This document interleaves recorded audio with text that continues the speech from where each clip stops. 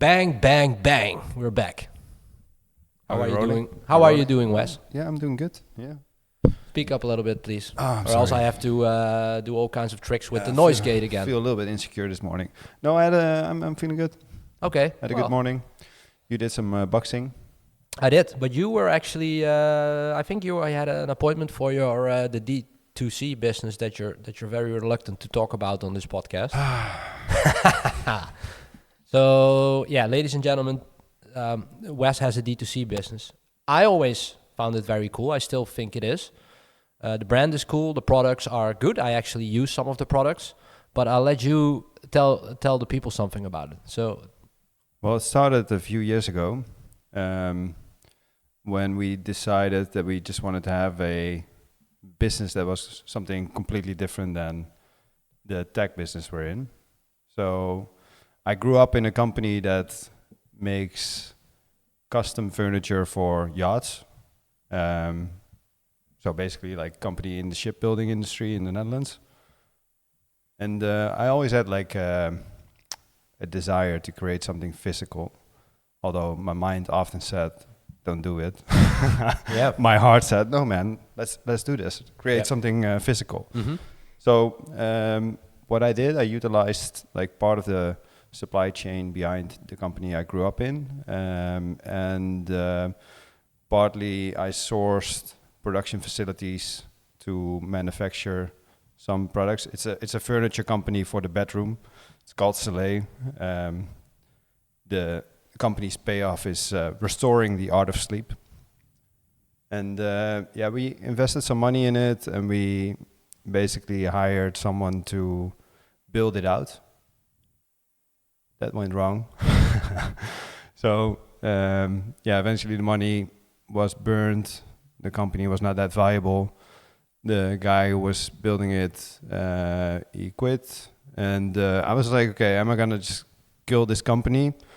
Or shall I pay some attention to it, put some time in, and make it run better? So that's what I did in the last year. It was not that easy. So I had to restructure a bunch of things. Found a new production facility in order to make it profitable. Changed a lot of things in marketing and logistics, and basically it's running now. And I still every time I'm involved in it, I'm like, okay, this is different than what I'm used to. Because you get like, I don't know, like something goes wrong with the installation or something, you get like hassle with consumers, and it's like, it's a different kind of complaint that you sometimes deal with like large B2B contracts, like it's just like, sometimes in my experience, it's a little bit pity, but then I'm also, I would probably do the exact same thing if something goes wrong with the installation of my bed, so. I'm now to the point of like being able to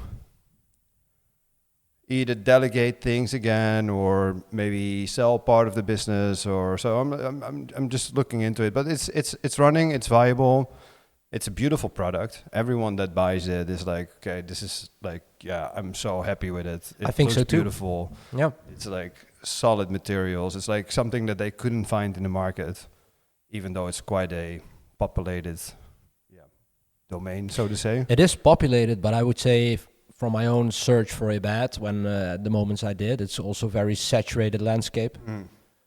And a lot of it is being produced in China. China. Well, I mean, that's true, right? China. So yeah, that's what a guy who was very experienced in that field told me, that basically all the brands, also all the cool brands you see that are very European feeling, they're all made in China. Yeah. Here in the Netherlands, we have one brand who still produces in the Netherlands called Auping. I always liked the brand until they also went full blown woke DEI, I guess. But I do have an Auping box spring. I like it. But the reason I bought an Auping is specifically because I could still see a little bit of craftsmanship. You can actually visit the factory here in the Netherlands. So it's one of the last brands standing. But Yeah. even they are commoditizing right now. Like they are going for lower price models, low barrier of entry offerings, because I don't think they have another choice. But what I always liked about your brand, Studio Selé, or Selé, just Selé, Yeah, whatever. yeah, it looked and felt and feels like a niche brand where craftsmanship is still very much the core of it, and it's very design heavy. Yeah. I always liked the payoff, restoring the art of sleep, which is both, I think, aesthetically nice sentence, but also something that a lot of people struggle with. And now with the esoteric health trends that you see coming through the mainstream, something more people think about, it directly ties into the sleep tracker thing that we talked about earlier. So I really liked the niche that you chose with that. Of course, you have some family heritage in that field. So brand-wise, I like it, and the product I like. But I also know of your operational challenges throughout those years of you running that brand. You wrote it better here in this doc. What did you call it again?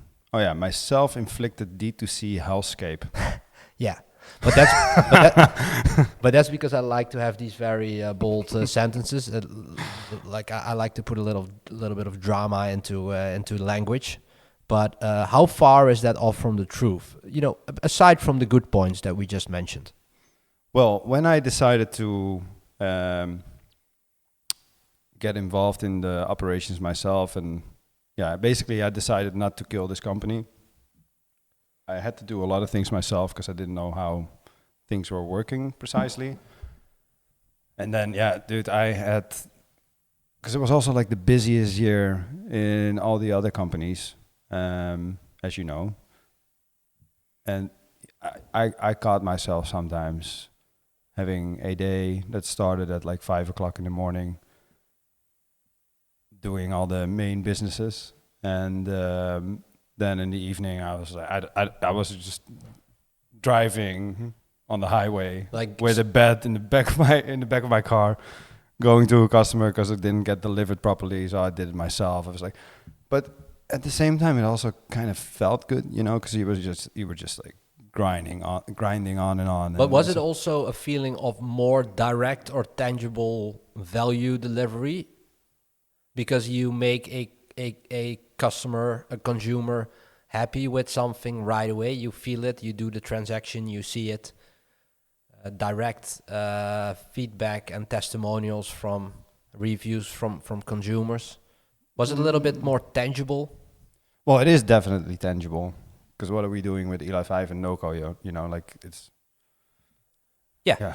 It's a little bit more distant, right? It's a little bit more abstract. Yeah, and I think as a someone that likes to create, as much as I love to create anything online, digital, there is something to having a physical product, but it's the operational hassle is a massive downside. You know, I had like when I switched to a new manufacturer because it was just needed. Otherwise, the company would just like lose money on sales, basically. Also, the quality is way higher with the current production facility. I forgot where I was going with that one. Help me. Yeah, just like you forgot where you were going with the brand, right? Yeah. With the company. I have a question for you though. So, what is the biggest thing you've learned from doing a D2C brand as opposed to the B2B businesses that we're in normally, software, tech, digital, etc.? What was it that helped me choose that? No, what was it? What was the biggest lesson you've learned from this whole adventure that is still ongoing?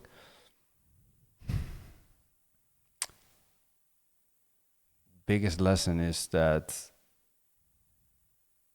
I mean, everyone hears this and reads it, and it's just like focus on one thing and do that right. And I thought, you know, fuck it, I can probably do multiple things.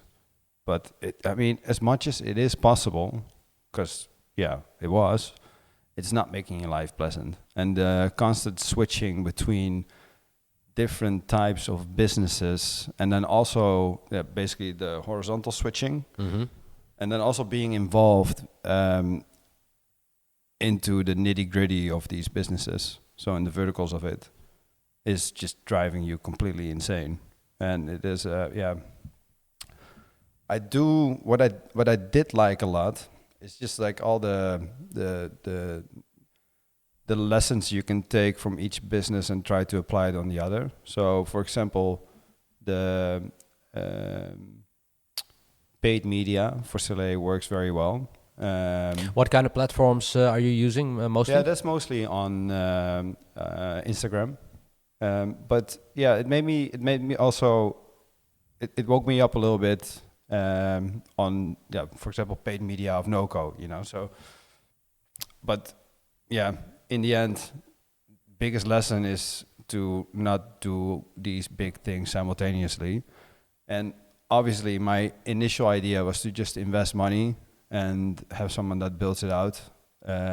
I think that's the biggest lesson actually, because you talked about this before. Yeah, you want to get it to a certain level where you have a certain level of predictability. You got clear systems. You got everything set up, like from the entire production to delivery, at-home delivery, installation. Everything is running smoothly. It's viable. It's profitable.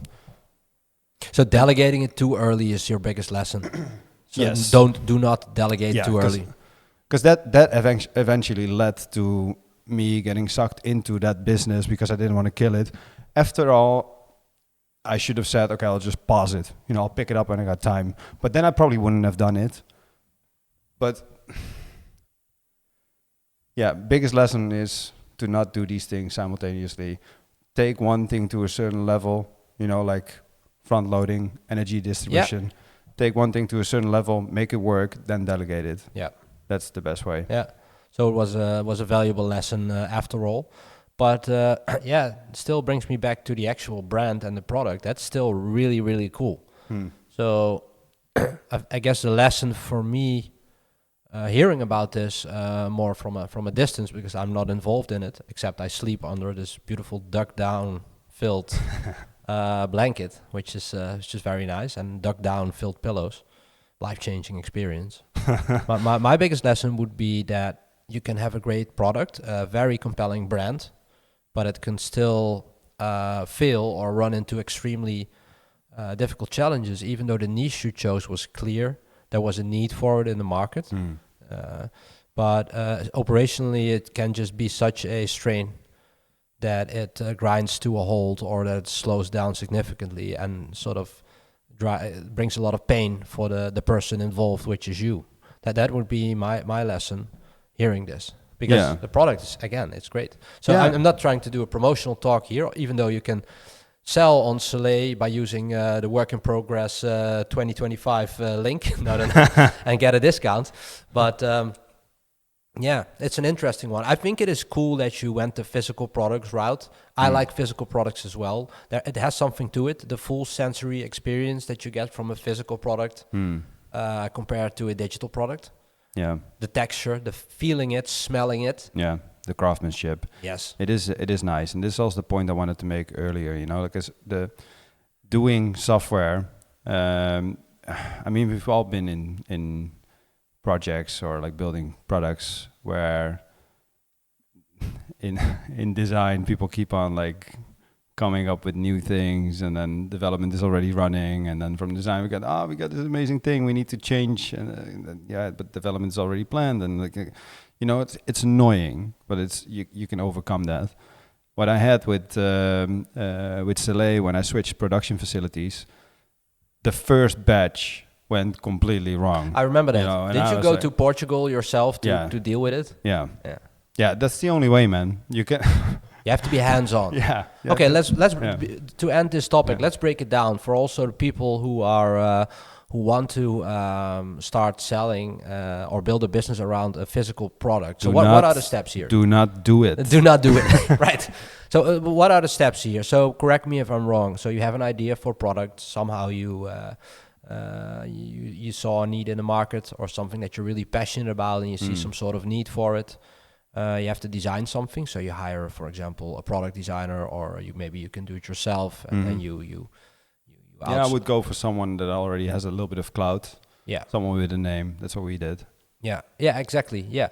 And then what's the next step? So when you have your first design and you say, okay, this is the product, how do you set this up? What are the Well, steps? I mean, for me, this was a little bit messy as well because it was the first time that we did it. But what I liked a lot is that we created very nice 3D renders of the products. And we just showed it to interior designers. I think we did some advertising on Instagram to see how people respond to it. And yeah, the results of those campaigns and interviews with designers were actually like the reason that we thought, okay, this will go, like this will sell. Did you iterate the design based on the feedback of those experts and all?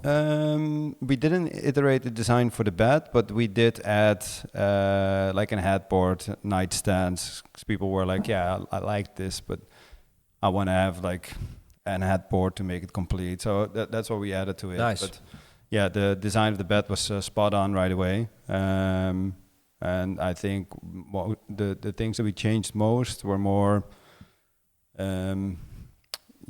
more like the technical design of the bed, so the mounting would be easier and things like that. But yeah, I think and then the next step. So you had your 3D render, so you had your design ready, and then you need to sort of you have to find a production partner. And how do you go about that? You just Google and you just go call people, talk to people? That sucks quite hard. So first I started talking to basically companies around my dad's company, who was like in this industry, but then in the shipbuilding industry. But via him, I got some contacts who led me to a Dutch production facility, but they were very like I always had my questions about like the quality. It was not bad, but they produced for quite some renowned high-end brands in the Netherlands. I wasn't happy with it. They didn't do packaging. Like the finishing was always like, I'm like, this doesn't feel the way it should feel. Like if you have this table, it feels smooth. It didn't feel like that. Sometimes it did, sometimes it didn't. So it was not consistent. So packaging, as you mentioned, is also part of the product. Super important. Especially a lifestyle product. Why don't you offer that as a production facility? Yeah. So I lived in Portugal for a little bit, and this is when all this stuff went down, when basically the CEO of the company left, and I was okay, maybe I should just check around here, because back in, I don't know, when I was 20 or so, I had like this little clothing brand that I think every entrepreneur once did. And then we also went to Portugal, and I always liked the ratio of price and quality there. And I think, so basically I was looking around in Portugal, couldn't find much online, like not much on Google, for example.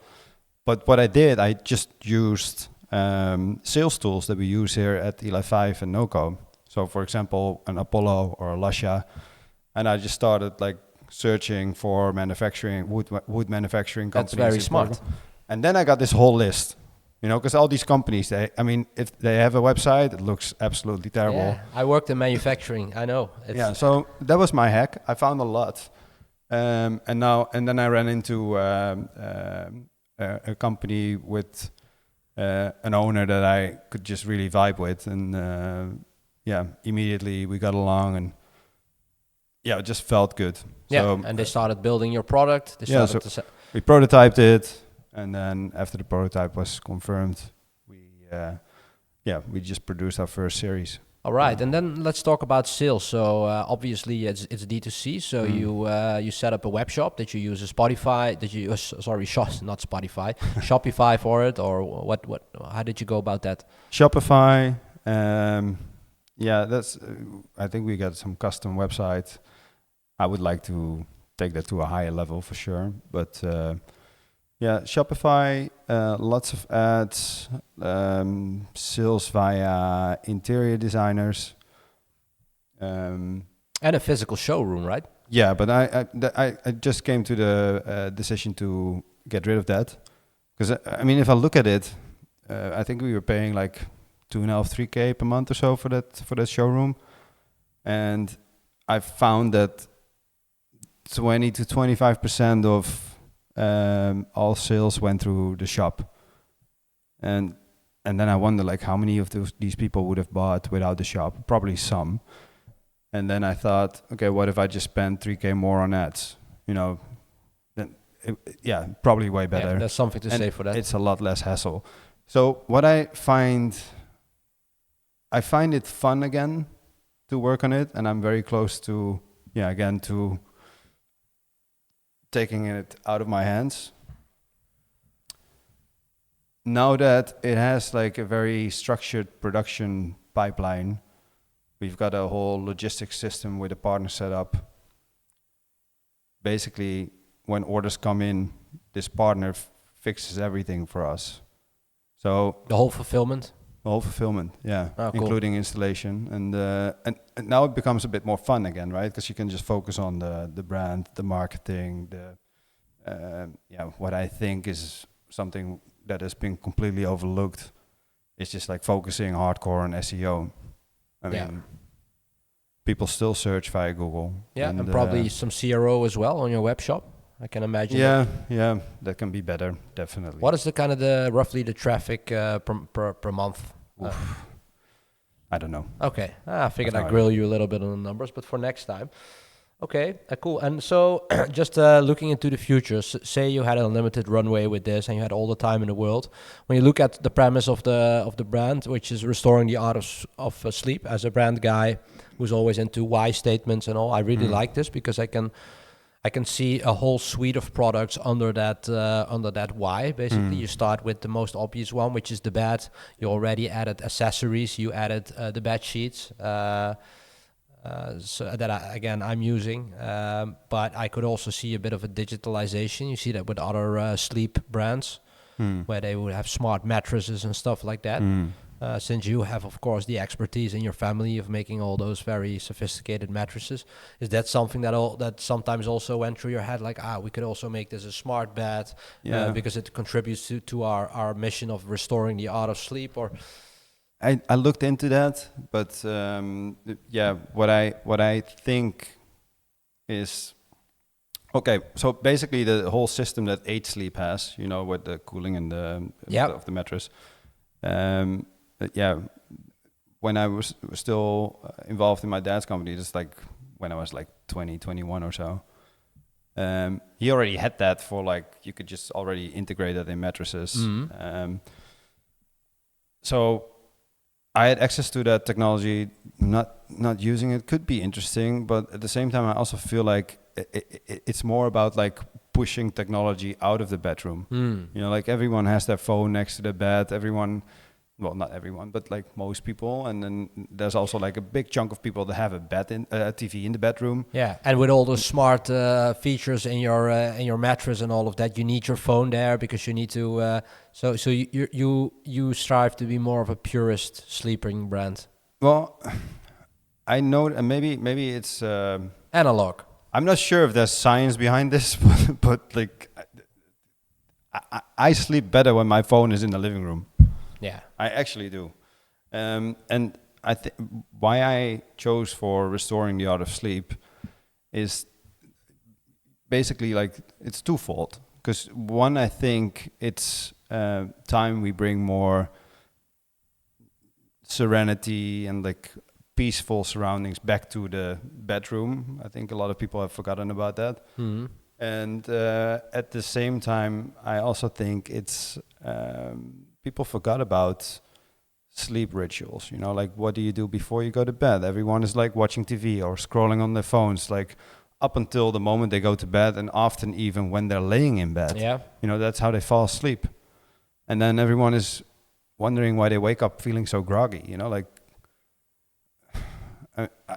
I'm not like I don't master this, But every time when I have a streak where I do follow a good like evening ritual, you know, I put my phone away at 9 o'clock. I read a book, listen to like some classical music, maybe take a bath or something.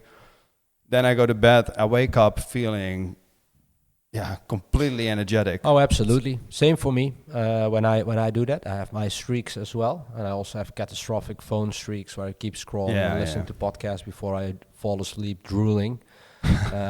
So I agree. Yeah, that would be a nice category of add-ons, accessories to add to this brand. Really differentiate. You really go for the purest analog, more ancestral vibe of it. Sleeping rituals. You could also do a lot of cool content with that, by the way, and then video content and influencers who share their sleeping rituals, etc. on a Selé bed. Yeah, I can see that. It's an interesting one. Yeah, but in the end, it's something that needs to be led by someone else. You know, like I don't have the capacity to do all these things altogether. Yeah. And I mean, there's a time for everything. Sure. Maybe you will get back in the physical product game at some point in your life. Who knows? But I'm happy it exists. Yeah. Who knows? You know, the experience alone. Let's see where it goes. Yeah, the experience alone seems valuable. It was cool to hear that story because I actually was curious about it because I know some of it. We talked about it, but I didn't really know the details and the timeline and the full vision behind it. Yeah, I only saw you being very stressed out about it. So I tried to keep it a little bit separated, you know, because I don't want I don't want it to infiltrate all the stuff that we're doing here. I was just okay. Let's keep it separated. I'll fix it in my evening hours, weekends, and now we're here. So it didn't die. Let's see where it goes. Yeah. All right. Cool story, bro. You asked for it. Yeah. No, I just kidding. I'm thanks for sharing. Quite a few things are happening in our realm. Should we talk about ChatGPT? Sure. Yeah. Where do you want to go with that? Well, I mean, obviously, Sam Altman, he tweeted about his 12 days of shipping or something, is what he called it. I saw something about that on Twitter, yeah. I think it's 12 days of new product features and announcements and all of that. Just new stuff from OpenAI. Including like the $200 subscription? Yes, I believe that's part of it. Did he try that? No, I didn't yet. One of our colleagues, Yar, he's always on top of that, all the new tech stuff. And he actually told me in the stand-up that we had yesterday that he subscribed to the $200 version. Just, by himself. Just, because he's curious to try it. Yeah. And he only tested it a little bit up until now. But he was already very enthusiastic about it. You could see like a boost in logic reasoning. Maybe it doesn't use those dashes anymore. I don't know. Maybe I would pay $200 for that. Right away. Sign me up. If OpenAI can guarantee me that if I hard code it once, that there will be no more of those stupid long dashes, I'll pay $200 per month in a heartbeat just to get rid of the stress and the frustration and the sheer spite and anger that I'm feeling when I have to remind ChatGPT about those dashes again. So if OpenAI can guarantee me that with one hard-coded instruction, they're gone, I'll pay them $200. But if it happens once, if they slip up once, then I want my money back, full refund, and a lifetime subscription. To Claude. Yeah, to Claude. Well, now that you mentioned Claude, so I saw a tweet from a guy who spent 8 hours testing the O1 Pro, which is the $200 version, and he tested it against Claude Sonnet 3.5, which is the $20 version, which costs $20. Okay. And I didn't actually read this, so I'm going to do this on the fly. Here's what nobody tells you about the real-world performance difference. He had some key findings listens. Complex reasoning. Winner is O1 Pro, so ChatGPT, but the margin is smaller than you expect. Again, mind you, the price difference is X10 compared to Claude. So Claude takes 20 to 30 seconds longer for responses. Claude Sonnet achieves 90% accuracy in significantly less time. No, so ChatGPT takes 20 to 30 seconds longer for about the 10% better complex reasoning. Code generation, which is an interesting one for some of our colleagues. The winner is Claude. I heard about this many times, by the way, that Claude is good at coding. I think all the engineers here are using that as well. Yeah, our CTO Kishan is also a Claude guy, I think. Telling Claude what to do and how to do it. But I don't think our AI overlords are going to spare him. What do you think? Kish? Yeah. I don't know. I know. Have you seen him talking to Claude? Yes, but he's strong enough and sort of dangerous enough to withstand them. We are screwed. He will somehow figure it out. So code generation winner is Claude. Cleaner, more maintainable code, better documentation. O1 Pro tends to over-engineer solutions. Now, here we go. Advanced mathematics, where I'm super good at. Of course, is really our field. No, not at all. So we could use this. Winner is O1 Pro, excels at PhD level problems. Claude handles 95% of practical math tasks perfectly. Also a slight difference for an X10 price difference. Vision analysis. Winner is O1 Pro again, detailed image interpretation. So basically, image interpretation is what we're talking about here. Claude doesn't have advanced vision capabilities yet. All right. Scientific reasoning, O1 Pro is the winner. Deeper analysis, Claude Sonnet has clearer expectations. But then you have, of course, the value proposition of those two systems. That's the most important thing. It's okay if there's a price difference, but what do you get for that price? Do you get what they promise? The value proposition for O1 Pro is superior at PhD level tasks, vision capabilities, deeper reasoning, that extra 5 to 10% accuracy in complex tasks. So this is basically a breakdown of that value propositions. Cloud, faster responses, more consistent performance, superior coding assistance, handles 90 to 95% of tasks just as well. Wow. So there will be a small group of people that actually needs. Yeah, I guess so, but GPT. But that doesn't seem a large enough group for a product market fit that is viable. But okay, should you pay 10x more is the big question here. For most users, probably not. Here's why. The performance gap isn't nearly as wide as the price difference. Claude Sonnet 3.5 handles most practical tasks exceptionally well. The extra capabilities of O1 Pro are mainly beneficial for specialized academic or research work. So as you said, quite a small group. Now here's the thing, and this is something I saw a Peter Levels tweet about earlier, is that everything is about UI. And I kind of agree, because UI plays a big role in the tools I choose for, my business or personal life.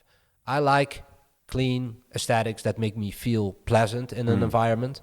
And what Claude basically did is build a great product, an absolutely great product, but it's not maximized as a product. It's not packaged. It is not aesthetically pleasing as a product as of yet.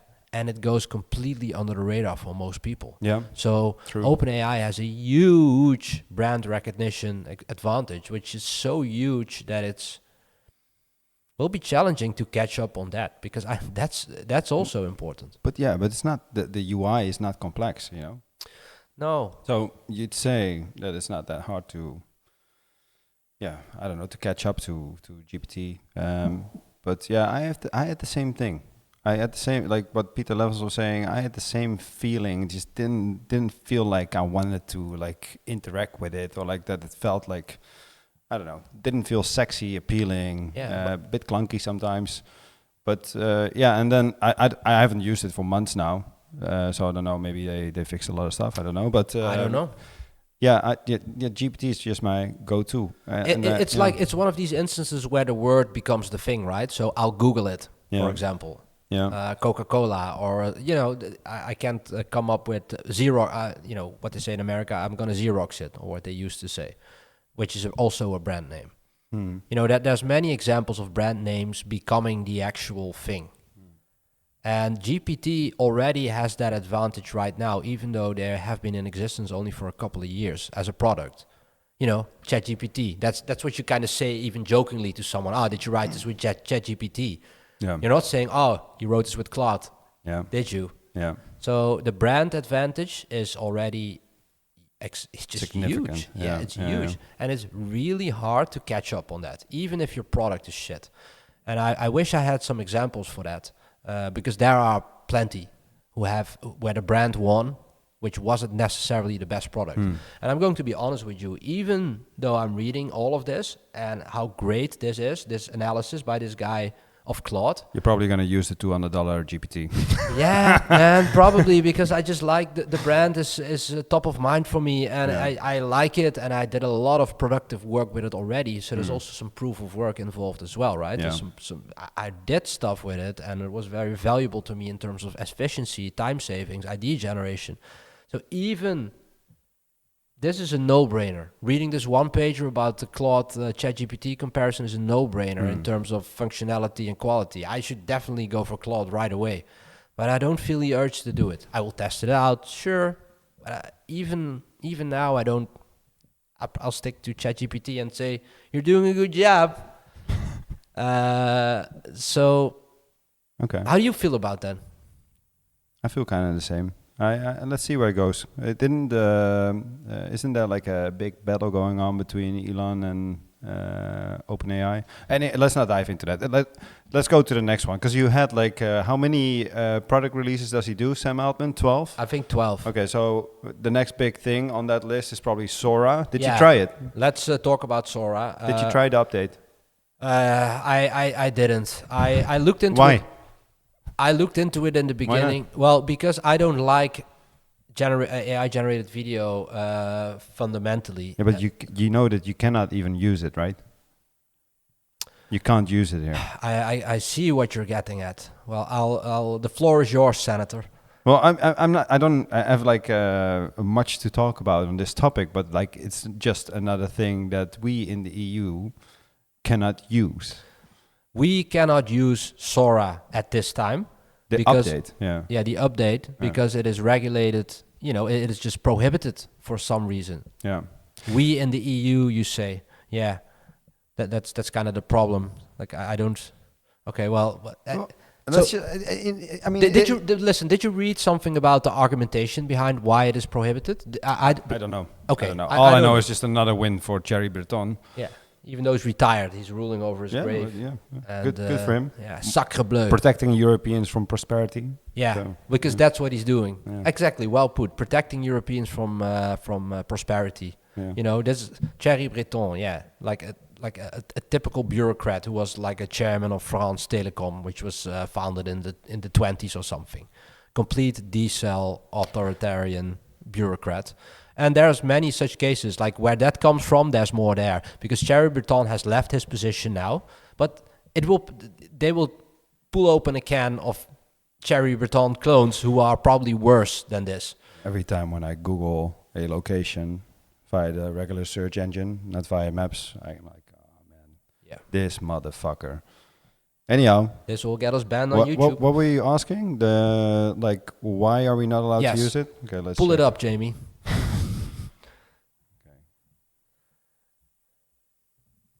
Which guardrails have they put in place to protect us? That's the famous quote, right? When someone approaches you and says, "I'm from the government and I'm here to help you," that's when you should run as fast as you can. It's like the scariest sentence imaginable. Yeah. Oh yeah, that's another thing. They also delayed the EU release of ChatGPT's advanced voice user interface. Then I was already pissed off, man. I just wanted to check it out and I couldn't. But what does it say? OpenAI's Sora video generator isn't available in the EU or UK at launch. This is likely due to the EU's strict data privacy laws. Yeah, dude, okay, but what else? let's dive into that. I can paint we can talk about it next week. Yeah, so I'm curious. Just to give you a more, I mean, I can paint you a picture, but it won't be a pretty one. Okay, go ahead. So as of December 2024, Apple Inc. holds a market capitalization of approximately 3. Oh, we're going down that road. Yes, we're going there. We're going there, and you can't stop me. Catch me if you can. 3.7 trillion market capitalization of Apple, making it the world's most valuable company. In contrast, the combined market capitalization of Europe's largest technology companies is significantly lower. I am repeating, the combined market capitalization of Europe's technology sector. For instance, ASML, Europe's largest tech company by market cap, was valued at 233.9 billion in 2022. Even with growth since then, since 2022, the cumulative market cap of the top European tech firms, I repeat, the cumulative market cap of the European tech firms remains well below Apple's valuation. Therefore, it's accurate to state that Apple's market capitalization surpasses the combined value of the entire European tech sector. Now, for context, as of January 1st, 2024, the European Union, whatever that means, has an estimated population of approximately 449.2 million people. That's only EU, eh? Only EU. Yeah. In comparison, the United States has an estimated population of about 345.4 million people. This indicates that the EU's population is roughly 30% larger than that of the US. Yeah, no shit, genius. Well, we don't know anymore, right? Because they got quite some. You're right. Never mind. Continue. You're right. So let's not go there. Because the reason I'm just reading this out is because I truly believe that a lot of people from our generation and younger have no idea about the current state of affairs in Europe. Yeah. And don't even get me started about covering industrial. That's my former field of work. Yeah. I'm not going to do that even. I'm solely talking about the cumulative size of the entire EU tech sector is significantly smaller than one company. And when you compare populations, we have 30% more people in here, actually. Yeah. Now, of course, I'm taking certain things out of account, like natural resources or whatever the case may be. But it's so absurd that I don't think that people listening to this are even fathoming it. It's confronting. And then in 2008, we were basically on par with each other. Yes. EU and US. And you're right, people don't see it here. I talk to a lot of people here in tech. And every time when I bring it up, for example, I bring it up like, hey, with Eli 5, I used to have, I think like 80% or so was like EU clients, EU-based clients. Mm-hmm. And now it's 20 or less maybe by now, I don't know. But and then they are like, yeah, now that you say, actually, I was lucky to have a few clients in Dubai or UK, and they actually saved us quite a bit because, now we used to work for like 20% for non-EU companies, and now it's like 60%. I'm like, okay, but like, are you even like realizing what is happening? Because I see it all across the industry, like companies going bust or like basically like firing half of their workforce just because they don't have work anymore. I mean, of course, you see it in the tech sector, but in Germany it's getting very, very, very obvious right now. And this is something I have been warning about for well over 5 years, that, you know, all the big car manufacturers, layoffs. We can go into the details and the reasons for this, but I don't think people are ready for that even. So I'll leave that for another time. But I think we should cover it at some point. Yeah. It's the elephant in the room, man. And it is. I'm just... What I find amazing, what amazes me, is just like there's so many like ex-Elon fanboys. I've been on events where they make jokes about him, ridicule him, or like... I remember the day after Trump got elected, I went to an event, multiple people made like, quite some bad jokes about it. Like my day could have been better. And I'm like, guys, don't you see what is happening? Like like most of the things that you complain about here in Europe are like, now they're like these similar kind of problems in the US it looks like they are going to be fixed. All of a sudden you see like big tech companies rolling out certain strategies they had on the roadmap for 4 years, but they just didn't have the confidence to roll these things out.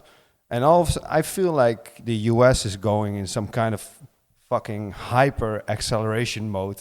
And we're just like watching here, still like... It will be coming to the conclusion that Elon is some far right conspiracy theorist. Yeah, that's what we spend our energy on. It's just like, dude, come on, man! Like, don't you see what is happening? Try to think for yourself at least. Yeah. Try to at least see the counter arguments for this. Yeah, it certainly looks like. I mean, the machine will do a lot to prohibit hinder this, but there will be a period of American dynamism. Yeah, you know, that's what they call it, or techno-optimism, which is a nice one. You know, effective acceleration. And what people also don't seem to realize, and I'm very much sure that this will get spun by mainstream and establishment media. 100%. But what people in Europe don't realize is that the new wind that is blowing in the US will be very bad news for Europe for the coming years. Well, as it should be. The other way would have been worse. Yes. Because now at least, like, because I feel like if this is going to happen, you know, if they actually go into some kind of hyper acceleration mode, we are forced to act. Exactly. We are forced to act. So that's why I was asking the other day, like, do you prefer a fizzle or a bang? Yeah. Right? That's a very important question. So what do I mean with this? We are currently fizzling out. We are fading out. The core industries are eroding. Everything that our wealth and our quality of life and our prosperity is built on is eroding, has been eroding for decades now, accelerating to the bottom for the last 5 to 10 years. Talking about manufacturing, talking about tech, talking about agriculture. That is a fizzle. It is a slow motion train wreck, and you will only see it when you're dead or right before you die. Yeah, when it's too late. Yes, that's why it's a slow motion train crash. Gradually, then suddenly. Quietly, exactly. Yeah. Or so that's the fizzle, or do you prefer the bang? And the bang is not pretty at all. The bang will be brutal. It will be such a hard and instant reality check that will have a lot of damage with it, and a lot of people suffering, a lot of businesses going belly up. Not pretty at all. But at least, hopefully, it will wake people up. Yeah. And it will mean that things have to be fundamentally different from here on out when it comes to the dynamic of innovation, entrepreneurship, business. And it will also lead people to the conclusion of what the most important things to change are quite quickly. And we talked about this early in the podcast. The bloating state apparatus, that is mostly the EU state apparatus, is hindering innovation, is hindering entrepreneurship, is hindering free market capitalism. Regulation over regulation. Oh, a new problem arises from regulation. Let's throw in more regulation. You know, there are beautiful memes about this. So, the fizzle will actually let that continue. The bang will stop it. Yeah. Now, I'm not saying, like, ideally, I would prefer it to just gradually and democratically just turn around so that we, you know, can sort of move into a new era with more optimism and more freedom. I just don't know if it's realistic, because you touched on this in a previous episode. Like, where are the big voices that can really be catalysts for change, or for a fresh breath of air in this whole discussion? We do not have them. In America, you have in the US, you have quite a few of these figures. There's many needle movers. Yeah, truly needle movers, and we do not. Simple. America has, of course, the advantage of language, the English language. All 50 states, right? They speak English. Europe is more diverse in terms of culture. A lot of people speak English, but it's not their native language, so it's also harder for for example, a Dutch person or a French person or a Spanish person to be a voice for an entire, I guess, continent. That's a tough one. Yeah, but you know what? But it shouldn't have to be that way. It should be enough if that would be only for your own nation state, right? Yeah. But yeah, that's a different story. But about that, I do feel like, when in the last 20 years did you feel like you are European? You would call yourself a European? Like, I never had that. But and a lot of people don't have that at all. I mean, until recently, people didn't know about Cherry Breton. And I feel like there's been it's becoming a little bit more spotlighted. Yeah. People are complaining a little bit more about it. And you feel like across European countries, people feel the same way.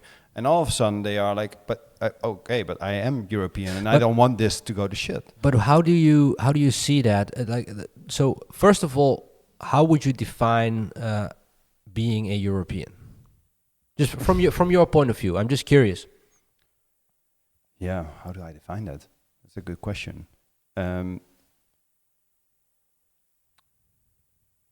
So as much as there's there are a lot of cultural differences between all of the European countries. Maybe a little bit less between us and Germany than between us and Italy, but there are, even if you cross one border. Mm-hmm. So what unites us? What unites us? What connects us? Well, that's the thing that this is exactly the point I think I want to make. I feel like this failing of the EU, I feel more united with my European peers. I feel more united with Portuguese people. I feel more united with Spanish people, because you feel, it's happening online. The Discord's happening online, but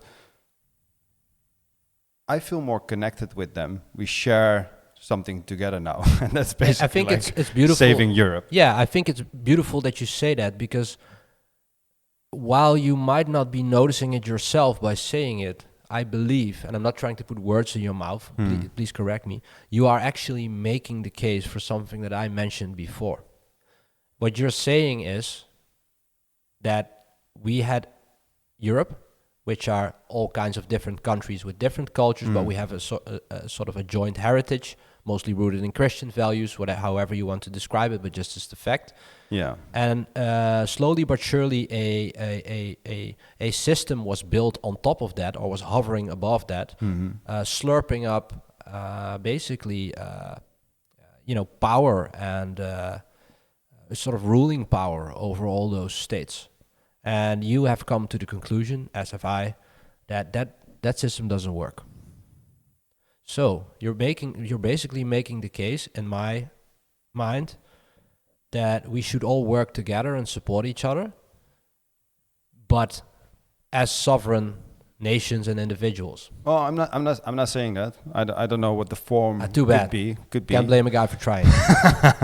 I don't know what the form could be. I just want to encourage you to think about it. Like, what would the form be? Okay. Well, all I feel is that the failing of Europe is the thing that makes me feel more united with my European peers. Okay. And back to your question, what defines Europe for you? I mean, for me, it was just like when I was growing up, it felt like my neighbors, right?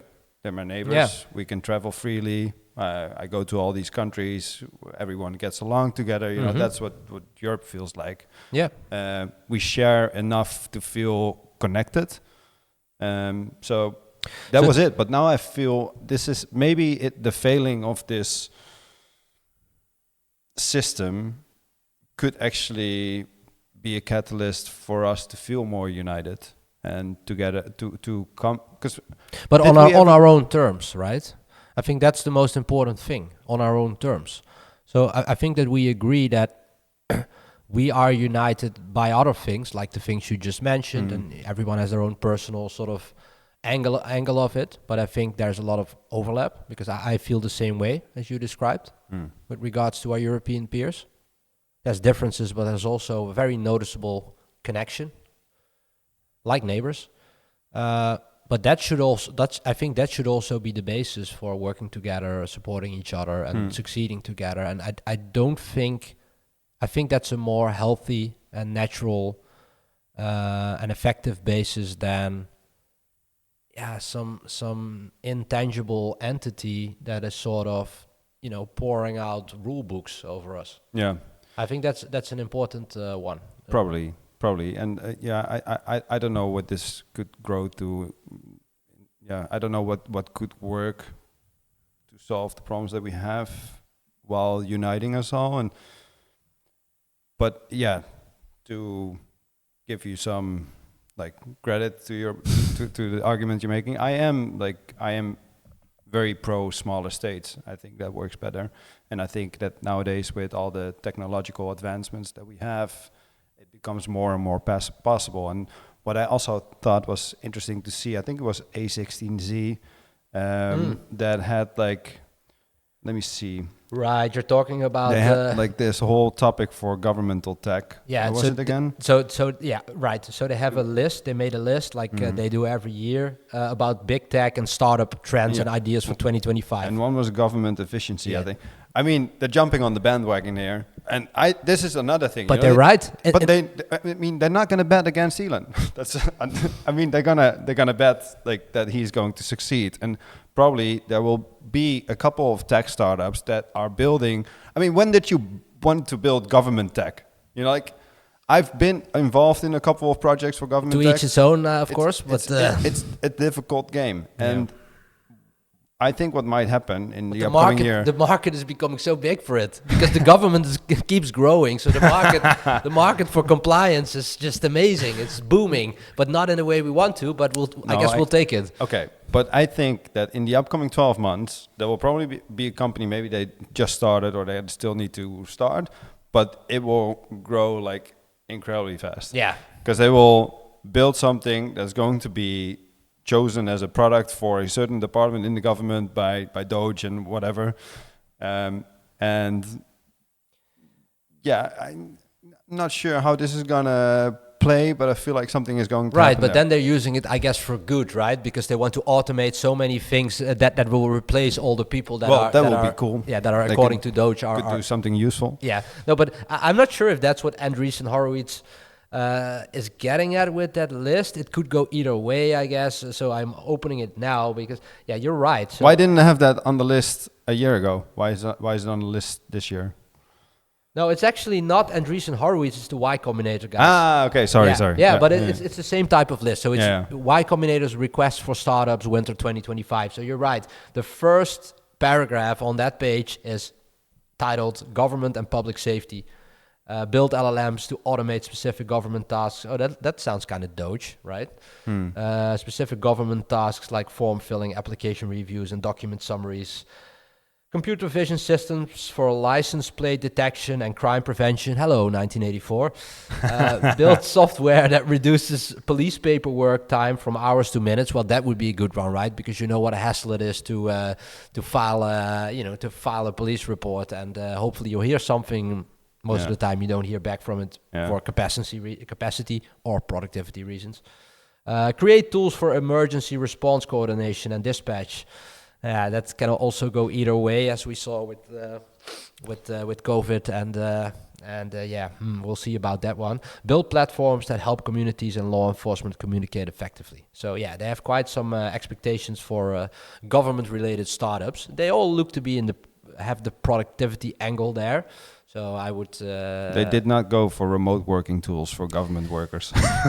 They did not. I mean, but why not? I mean, there's 95% of the U.S. government is working remote, right? Something like that. It's an insane number. I read about that. Peter Thiel had an interview where he dove into that and painted a very bleak picture of that because after or during COVID, that all of that started, and then they just retained it. I heard examples of people needing to come in for 1 day per month, and they came in the last day of the month and the first day of the next month, and then they could stay. remote again for 2 months, almost 2 months. Yeah, But remote work. Well, I mean, listen, the general opinion from people like Musk and Thiel is that for governments, it's been quite catastrophic because nothing really gets done, and I believe them, to be honest. I do too. Yeah. I find it such a difficult topic because I'm also like, ever since COVID, I'm like, I've been all over the place on this topic. I've tried many things. How do you feel about it now at this time? Well, what I feel like, what I feel that is working currently very well is that we have the leadership of our company together, and people that are more into the production role, so to say, you know, like designers, engineers, like they're not here all the time. Sometimes, not all of them. Some are also remote. I feel like that is working well. But at the same time, I also really feel that we're lacking something right now. And that's a certain energy, a collective energy. And I think it's a bit... I'm not sure if it's a good thing that only the leadership team taps into that energy, and then all the people that are actually building things are like tapping less into that energy or not even aware of that energy at all. It's such a tricky one. But it works. Like currently it works for us. But I also thought, like, this is like an example I had during COVID when we heard the first time that we were not allowed to work at the office anymore. You still did, right? I still don't say that too hard. Well, who's gonna Yeah. gonna do something about it? I don't know. Maybe we should take this out of the pot. Maybe. No, I'm kidding. I did not. Catch me if you can. Of course, we still worked from the office a lot, but I did. Yeah, I did tell my employees, feel free to pick up your stuff and work from home. I did the same thing. That worked very well for us because, I mean, basically we were already having a remote setup. We were just working in the same office. That's the thing. I also had like friends of mine who had like real estate offices and such, or like more administration kind of work, you know, like accounting and that kind of stuff. What I heard from them is that productivity went down significantly. Interesting. Yeah, so and what I had with the let's say the developers, the designers, people doing the actual work, I noticed that their productivity went up, and just to be completely honest, like developers are coming here often, and they're putting the headphones on, and they're working all day. You know, they're still communicating via Slack, which I do as well, but. I mean, what's the added value? You know, I get that. So I do think that in any case it's a trade-off. So there are good things about it, there are bad things about it, but you know the realities of situations sometimes, demand that you sort of tailor to this. That you. So it's a trade-off, and I think the tricky bit is to find the sweet spot of having time to connect physically. And also be able to work remote, at least for part of the team. That's how we're doing it at NoCo, obviously. We have the leadership team. Well, it's mostly remote. Of course, we are a productized services agency, so everything is mostly smooth sailing, but there are those little bursts of creativity when you're in a room together that you just can't. You cannot replicate them remotely. I love being in the room. We are at the office together a lot, of course, for this podcast, but also during the week. And even though we're doing our own thing, we have our headphones on, we just focus on our own work, we still have moments where we talk. During lunch, brief moments when getting coffee. And that's where the best ideas come from, most of the time, for me at least. Sometimes we stay a little longer. We have dinner here at the office, maybe with some other colleagues. And those are the moments where you can really connect and new stuff comes out of it. I mean, like the entire new services structure for NoCo, I mean, of course, I was thinking about it myself. We had brief moments when we talked about it, but the full structure and really nailing it was when I was actually in the car driving my girlfriend somewhere, and you called me on the speaker. And that's when we nailed the services structure for 2025. but it was remote. You're right. It's really, when I was saying it, I was like, okay. Even still, but even still, it was a moment outside of the normal routine of work. And it's really silly that I took a phone argument. But yeah, my point still stands. There is organic magic that comes from that. Yeah, I 100% agree.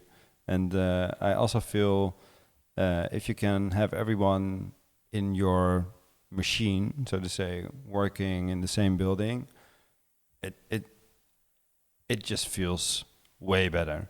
But then I also think, so let's talk about the benefits of remote work.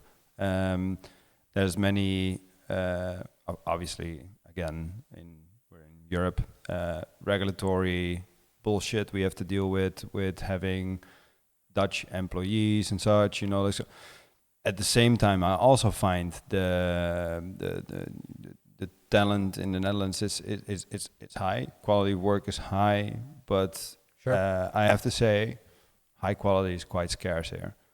And if I look across the border, you just all of a sudden see that all of a sudden you're able to reach so much more talent, like with the volume of it just trumps. Yes, with often also with better work ethics.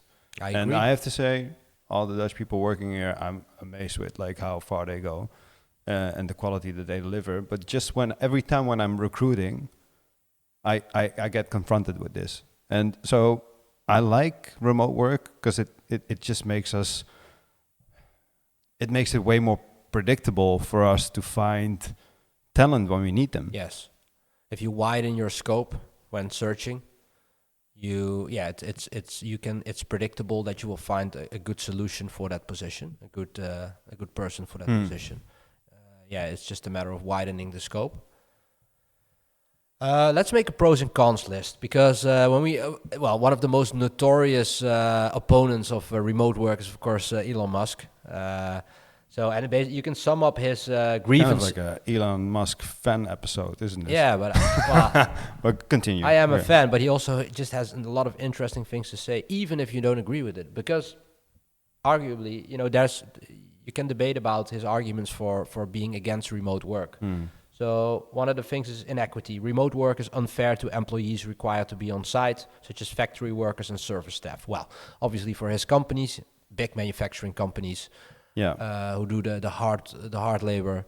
There's a case to be made for that, right? I can imagine. So also, one of the things is that when you're a manager, for example, and you are responsible for plant A, but you live near plant B, you can't work at plant B at the office because it's more convenient for you commute-wise. Now you have to really work at plant A with the actual people you're responsible for. So that is also an additional requirement. Productivity, in-person collaboration improves productivity, innovation, and communication. Well, we talked about this just now. It's something we both agree on, mostly. Morality. Musk considers remote work morally wrong when others cannot work from home. Okay. Sure, I guess. Yeah. So, is he talking about like in the same company? I don't know, just in general, he does the same at X. Musk considers remote work morally wrong when others cannot work from home. So basically, we can work from home, but others are required at the office or in the factory. But like from a different company or the same organization. Like no, same organization. Okay, that I understand. Same organization. That was my question, but that I understand. Yes. So from the inter-team dynamic. Yeah. Company culture, physical presence strengthens company culture and team cohesion. Well, I 100% agree with this. Yeah. It also depends a little bit on the phase that you're in. So at NOCO, we do have a culture, but we need to strengthen the culture. We need to define it more clearly. It is there. We just need to codify it and define it, which we are doing. And we're already reaping some rewards from that. There are ways to do this remotely as well. I mean, I use Slack for this a lot, and I really, really, really try to have a culture of engagement and all the things that are important for our ICP, for the tools that we work with, innovations and new tools in AI and tech and building websites and no-code, low-code tools. And it works because there is much more engagement now, after stimulating this for a couple of months straight. And it's fun. So that also works. And there's also a culture that is more clear. People understand, the remote people understand better where we want to go with no-code. What is our why? Where do we want to, which problem do we want to solve? Which value are we trying to contribute to our customers? So it works, but I also agree that physical settings and sessions work even better because you see everyone in 3D, you see the person's texture and character more clearly. It just gels for some reason. So, but I think that for our business, that we mitigate the downsides of remote with quarterly meetups, which are really high quality, high intensity, physical presence things. So I think that's why I said in the beginning, it's also a little bit about balance when it comes to company culture, that argument. Yeah. I think, yes, we also want to work with remote people. There's a cost argument for it. There's a cultural argument for it. And there's an availability argument for it. So those are legal as well. And so there are arguments for it, and the downsides we mitigate by meeting up and using digital tools to engage with them. So strict policies is the last bullet. At companies like Tesla and SpaceX, Musk mandates at least 40 hours per week in office, with remote work only allowed in exceptional cases. So those are two manufacturing companies, but X isn't. But he has the same policy there. Yeah. No, I think he does a good job on it, and in general, I agree with him. And I think that could also be, there is probably a difference between, let's say, a service business that basically works on projects for clients, and let's say a SaaS business. Both are completely digital. One is working on multiple projects with multiple companies. So basically the company is already involved in a lot of different organizations that are obviously not in the same building. The other one, the SaaS business, is working with the entire company on one product. So let's say X, one product. I get it. And I think with the SaaS business that we have for the regulatory change management software for banks, I feel, let's see where this goes, but I feel that it would be better for that business to be all together in the same building, more than with Eli 5, more than with NoCo. So maybe, especially when it's a product, right? You early stage especially, you want to have this laser joint focus on making it better and getting it going and finding some traction in the market. It's like talking about front-loaded energy. That's what I guess product startups are all about. Yeah, and also I also find it often when people are making the case for remote work, I often find it it comes more from their own selfish urge for freedom and leisure and that kind of stuff. And oh man, we had some crazy years on social media and TikTok with in the height of the tech boom, the tech bubble that we're I guess still in. You mean the product managers? Yeah, the product managers at Facebook and Twitter and all of that. Just a day full those are fun, man. Yeah, they were cute girls most of the time, so that was fun to watch. But it was typical Valley speak, a full day of work, and in the pool having these very elaborate lunches, doing yoga at the office. It was just so shameless. Yeah, and I guess Musk gave the prime example by firing 80% of the whole Twitter team, and it still ran fine. Yeah. So speaking of a bubble, my God. Yeah. But I sometimes still see companies who still do these little videos where they sort of task an employee with with making a day and They still have the guts to do that. yeah, man. Some still don't do. they learn? You Like, know, I- like I s- every video get completely butchered. I saw this video from a company I know of, but I can't recall the name. I mean, I wouldn't even be ashamed to mention them because I just described what I saw. And there was this girl who lives in Spain, and she had the same day in the live video where she went to her favorite coffee place to work outside, in the sun on a laptop. And I was like, that's definitely not a nice place to work. I'm 100% sure you cannot be as productive That's a there. nice place to take some notes or something, you know. Yeah, but it was like a day full of that stuff where she was constantly on the move. Like that's what I don't get. Like when we are here, we are never on the move. Yeah. We walk to the toilet, and sometimes we do a little stroll around the block when we are at the verge of getting crazy. But you just have to sit on your ass or stand on your desk, sure, and just focus on what you're doing. I really don't get why all these people in these videos are constantly on the move. Yeah. Like, what are you doing? I have the same thing. Sit down, do deep work. Yeah, but also like it's not comfortable to sit in a cafe, and obviously there's probably some heavily introverted deaf dudes that really don't give a shit about what's happening around them. 100%, I get that, but still, the vast majority of us gets distracted. I walked into a production company a week ago, and they had on the office. At the office, they were playing just basic radio, So you have the commercials, you got the DJs talking shit, and then the music is just going from trance to hip hop to some 80s or whatever, and it's just I'm how can you work in this, man? I could not focus. I need some esoteric lo-fi beats or something without vocals. You absolutely do. I mean these things. No, but the surroundings matter, right? They do, but I like sitting in a coffee shop or in a nice, aesthetically pleasing environment like we have here across the canal, the one that starts with H that you know of. I love sitting there, but not to do actual work. I do it, to just catch up on some private emails or do some, some administrative tasks. Yeah, some note-taking, reading. Some note-taking. Yeah. Sure, all of that is fine. But when I see these clips of people being constantly on the move, where are you going? Sit down. Aren't you supposed to work? Sit down, do the work. You Enjoy can probably your do matcha. all your work in 4 hours and then chill.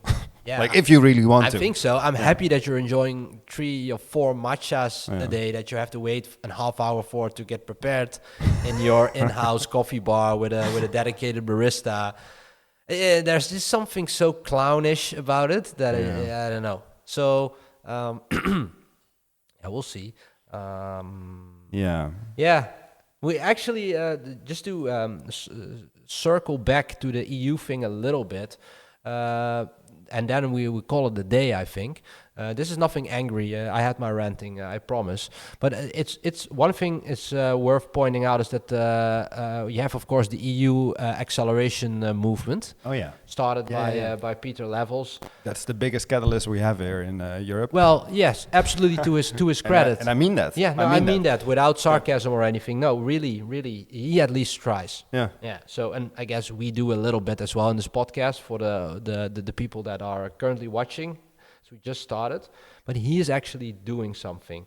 And whether you agree or not with his approach, because he is really using the EU vehicle as it is, steering towards or pushing towards reform of that current field. I personally do not believe in it, okay, but that doesn't matter. Let's say that the thing that you have on your mind works better. Yeah.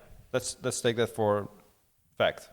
Then Sure. I still think that what he is trying to do by using the EU as a vehicle for this is probably the shortcut. Maybe he's being just smart about it, and I'm not. You could be right. So and this has been going on for a while. He had this EU AC thing, which is make Europe great again. mega, MEG. Well, that's the thing, right? Yeah. Yeah, but it's like you have the, what was it, effective acceleration or something? Yeah. It's effective acceleration, right? Yeah. So you have a lot of people on X and stuff. You see that acronym behind their profile name, their X name or whatever. So Peter Levels made a variation on that called EU AC. and he has been pushing for change, and he's doing it from the angle of, that the innovation is just non-existent in Europe compared to the US. So he's pushing all those bureaucrats and rule makers to do something about it. I mean, to his credit, he did talk to Draghi for whatever it's worth. He did. He went there, I think, or he what? It's quite an achievement. He connected. Yeah. That's the first time I thought in years, like, did this really happen? Yeah. Like, is this something positive? Sadly, Super Mario solution for all of it was more regulation, more regulation, more regulation, more. We can regulate our way out of this. We can regulate we can regulate our way out of this, folks. Yeah, it sounds like hell. But there's a website live now. It's euacc.com. This all together, and it's sort of a manifesto, I guess. With some guidelines from Peter Level's mind that we should implement in the current EU. This thing is there for a while, right? And then okay. it got updated. No. I just wanted to point one thing out. I saw that on the third one. So European Inc., meaning a single pan-European business entity, which I think could be quite beneficial. I mean, I moved to Portugal and I knew what kind of hassle it was to get my company or part of my company there. Basically impossible. It would also be super easy for the EU to tax you, like EU-wide. Yeah, super efficient way to tax but then if the tax is okay, then I'm fine. Yeah, but I got you. Anyhow, I saw that someone is working on this right now, which is pretty cool. I don't know who is behind this, but he updated his website. Someone is working on a pan-European entity for Europe startups. Yeah, it's a petition. Petition. Got it. Yeah. I mean, are you going to sign it? Things have been put in motion, and I also saw that. I'm interrupting you, by the way. But no. I also see. I also see like Musk is challenging like Europe a little bit more than he did like half a year ago. So let's see where this is going to go. Because we are being forced to do something, because this whole like GDP thing that we discussed, like being equal to like US, EU in 2008 to now EU having a GDP of 16 trillion versus US 26, like that gap is going to widen. So something needs to happen. And I think what Peter is doing here, I think it's a great step, man. It's at least someone with some clout is doing something. Yeah. But continue. I not at all. No, I mean, it's basically you're right about all of it. I am grateful for it as well, and we should do, even if we are sort of not entirely aligned about the road towards change. That everything is better than the status quo that we have been in for years now, where really nothing of value or of significance was being put against that. So I'm very grateful, and I support it. And when it comes to the guidelines in that sort of manifesto on euacc.com, it's innovate, don't regulate. As the title, and it has some objectives of there. Embrace AI and technology, don't fight it. Well, we opened the episode, or in the beginning of the episode, we talked about Sora and how it all got blocked. Reduce regulatory burden for startups in Europe. I mean, yes, please. European Inc., you mentioned it, a single pan-European business entity. Tax discount during startup phase. Yeah, that's a big one, man. That's a super big one. The whole like... if you hire an employee here as a young company, you're immediately forced to pay what do they call it, like employer taxation. So over the gross salary of an employee, you pay another, I think it's around 40% tax. It's a very hostile environment, which you need to pay for the first employee. I'm like, dude, why don't you just start charging that from like employee 21? It's a war on people who want to create value. Yeah, because it's also the hardest part, right? Get your business to 20 employees and then go beyond that. Yeah, well, it was already hard to go beyond one FTE, if you know what I mean. Like it's you get taxed heavily. Mm-hmm. But anyway, tax discount during startup phase, tax stock options when sold, not when exercised. Well, that sounds like a great idea. I mean, try to pay your employees with stock here. Yeah. Impossible. Get taxes. I mean, it is possible, but like it's just a dumb thing to do. Yeah, tax-wise, yes. Yeah. Europe should change its tax policy on stock options to tax them only when sold, not when exercised, so that it can compete globally, and this is important, in attracting top talent and entrepreneurs. Reform bankruptcy laws to empower entrepreneurs. Europe must modernize its punitive bankruptcy laws which discourage risk-taking by prioritizing restructuring over liquidation and protecting entrepreneurs' personal assets. It can foster a culture of innovation and give failed startups a second chance to thrive. Yes, I agree with this, but it also is a little bit of a cultural thing at the same time. Because I know in the Netherlands, when you have a bankruptcy behind your name, you are tainted, tainted. Yeah. Yes, that's how it's being seen in a lot of cases. It's a medal in the US. Yeah, it's like a badge of honor in the US. Yeah. So yeah, I agree. I witnessed a bankruptcy from up close. It wasn't my own company, but I was involved with that company, not as a shareholder, but I closely, and it's not pleasant at all, man. You really get, even if you did nothing wrong, but it just didn't work out for some reason. It's not pretty, and it's a lengthy process before you can do something new. Yeah. Last one, teach AI and tech in European schools and universities to ensure the long-term prosperity of Europe. Europe should teach tech, coding, and AI in all schools and universities. Yeah, the problem is by whom, right? So, yeah. I don't know about this one, but what I'm actually counting on is that like when my daughter needs to go to school, I can actually have access to all kinds of universities that are completely online with completely tailored curriculum for my daughter. If anything is ripe for disruption, it's education, right? Yeah. I mean, the social aspects are important of it. 100%. Playing with other children and stuff. But the case for homeschooling is also very compelling. That's another one that we can dive into another time. But yeah, in essence, he's completely right. But I think this point will probably become redundant in the next 5 years. Probably so. Because I wonder who is still. I mean, with the current state of universities across the globe, I feel like there are. I mean, how many people do you know around you that are still proud of graduating from university? And I feel like it's becoming only for specific fields that are really. I agree. Like psychology or law or something. But I agree. Other than that, no. I mean, everyone around me that builds a business is like is more proud of being a dropout and having taught everything he needs to know himself. I went to university, but I wish I would have dropped out earlier. I dropped out. Yeah. Second year, I thought it was complete other bullshit. Yeah, I didn't. I was drunk all the time, and I didn't learn anything. And it was fun though. I had a good time there. Yeah. But I agree. Point 7, the education point will probably be redundant. I have to think about this. Maybe we just need more carpenters and welders instead of coders.